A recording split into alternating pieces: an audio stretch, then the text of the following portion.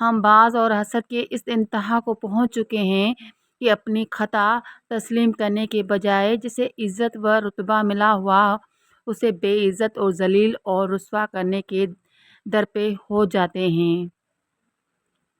جو آخرت کے لیے جیتا ہے نا، اس کے لیے دنیا کا غم نہیں ہوتا، محرومی نہیں ہوتی۔ اس کی فتح و ناکامی کے معیارات دنیا والوں سے یکسر مختلف ہوتے ہیں۔ صرف ایک مرد عورت کی سب سے بڑی کمزوری ہوتا ہے جس کے لیے وہ مر مٹنے کو بھی تیار ہو جاتی ہے۔ اس لیے ساری دنیا چھوڑ سکتی ہے، حتیٰ کہ ماں باپ بھی، اور وہ عورت کا من پسند مرد جس سے وہ ایک بار عشق کر لیتی ہے۔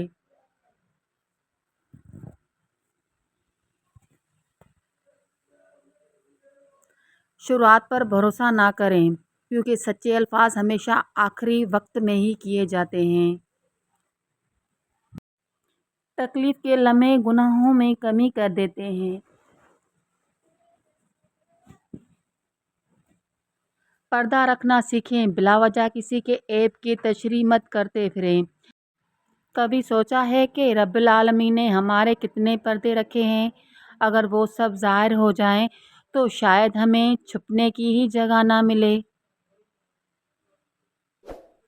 اگر ویڈیو اچھی لگے تو لائک، شیئر اور سبسکرائب، بیل آئیکن دبانا مت بھولیے گا۔